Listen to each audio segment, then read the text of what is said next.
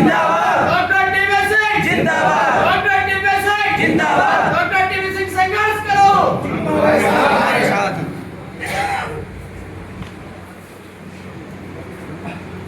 आज जिला अमरोहा की जिला कमेटी की आज इस मीटिंग में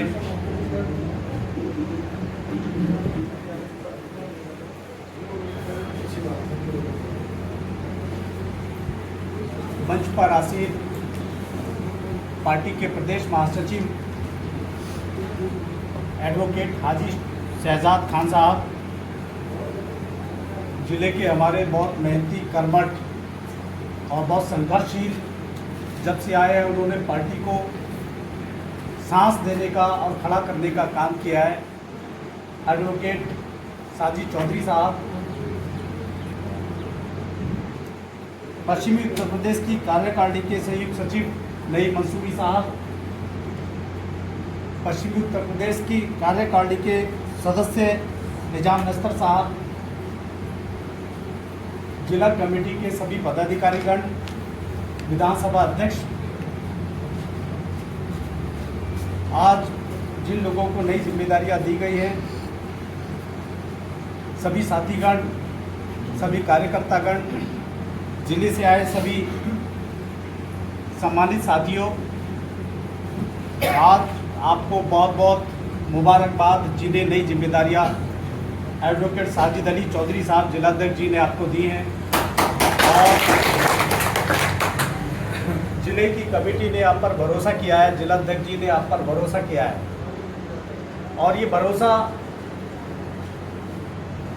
आपकी जिम्मेदारियों को बढ़ा देता है देश में और आपको ये एहसास दिला देता है कि आपका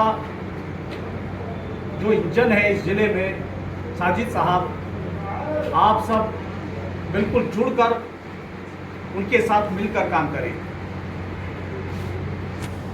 अभी बहुत सारी महत्वपूर्ण बातें हमारे महासचिव साहब ने, जिलाध्यक्ष जी ने और निजाम भाई ने, मसूरी साहब ने, सब ने की हैं, विधानसभा अध्यक्ष जी ने की हैं।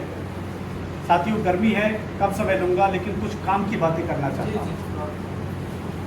9 दिसंबर 2024 को साजिद अली चौधरी साहब, शमीम अहमद तुर्क साहब, प्रदेश के संगठन मंत्री इकबाल साहब और हमारे अजीज़ नेता शौकत अली साहब के विचार विमर्श के बाद मुझे प्रदेश अध्यक्ष SC/ST सेल बनाया गया और इस बड़ी जिम्मेदारी के लिए मैं सभी साथियों का, जिनका मैंने नाम लिया है, और ख़ास तौर से अपने सदर साहब का, शौकत अली साहब का बहुत शुक्रगुजार हूँ कि कैसी आवाज़ के साथ आवाज़ मिलाने का मुझे मौका दिया है।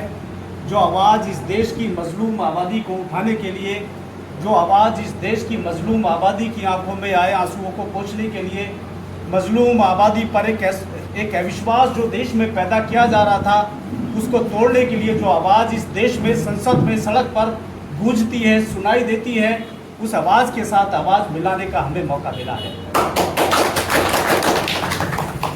साथियों, एक मेरा वीडियो पिछले दिनों सोशल मीडिया पे बहुत वायरल हुआ था, मैं उसी बात को दोहरा रहा हूँ आपके बीच में। आज़ादी के बाद से इस देश में 3 बैरिस्टर हुए हैं। एक बाबा साहब अम्बेडकर, एक गांधी जी और तीसरे कौन है? ओवैसी साहब। आप सब जानते हैं 2 बैरिस्टर को, गांधी जी को लोगों ने महात्मा की उपाधि दे दी। भैया बंद कर लो प्लीज। महात्मा की उपाधि दे दी पूरे देश ने उनको, गांधी जी को। अंबेडकर साहब को पूरे देश ने बाबा साहब अंबेडकर की उपाधि दे दी। बैरिस्टर साहब को हम कौन सी उपाधि देना चाहते हैं? इसे साइलेंट पे कर लो भाई साहब।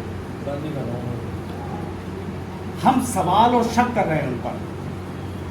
बैरिस्टर बहुत बड़ी उपाधि होती है और इस उपाधि के साथ 2 महान पुरुषों के साथ इस देश ने न्याय किया है, तो हमें उम्मीद है हम और हमारी आने वाली नस्लें बैरिस्टर असदुद्दीन ओवैसी साहब के साथ न्याय करेगी और बैरिस्टर जैसी उपाधि के साथ उनके काम और उनके संघर्षों को समानांतर तौर पर तुलना करके उन्हें उस मुकाम पर पहुंचाएंगी जिस मुकाम पर बाबा साहब अम्बेडकर को और गांधी जी को इस देश ने, मुल्क ने पहुंचाने का काम।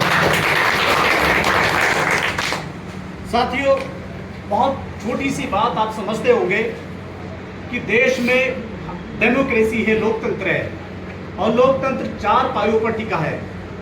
पहला पाया हमारा विधायिका है, जहां से कानून बनते हैं। कानून बनाने वाले लोगों को हम यहां से चुनकर भेजते हैं। विधायक और सांसद विधायिका के मेंबर होते हैं। कानून बनाने वाली जगह में हमारे कितने लोग हैं आप जानते हैं। मुस्लिम नुमाइंदगी कितनी है आपको पता है। माइक्रो लेवल पर है, बहुत गिनने वाले लोग हैं, चंद लोग हैं। लेकिन वो कौन लोग हैं, बाकी ओवैसी साहब को छोड़ दिया जाए तो कौन लोग हैं? जो पार्टी के नेता हैं, पार्टी के प्रतिनिधि हैं। पार्टी का आदेश आता है तो मुसलमानों की आवाज को उठाने की सोचते हैं। पार्टी आदेश नहीं करेगी तो वो मुसलमानों की आवाजों को नहीं उठाएंगे, चूंकि वो दलों ने चुनकर भेजे हैं। दलों ने उधर पट्टा डाला, डालने के बाद हमारे लोगों पर थोप दिए गए। हमने मजबूरन उनको संसद और विधानसभा में पहुंचाने का काम किया। अब वो उनके लिए काम करेंगे जिन्होंने उनको टिकट दिया था। इसलिए बैरिस्टर साहब हमेशा एक बात कहते हैं, आप अपनी गली में से नेता चुनिए, अपनी बस्ती में से नेता बनाइए, अपने भाइयों को अपने शहर से MP MLA बनाने का काम करिए, जो आपकी आवाजों को उठाकर आपकी आने वाली नस्लों के भविष्य के लिए नए कानून बनाकर आपके भविष्य के रास्ते, विकास के रास्ते खोल सकता है। दूसरा आपका है कार्यपालिका। इससे पहले न्यायपालिका हो सकती है। न्यायपालिका जहां न्याय मिलता हो। आपके जज, अर्थात कितने जज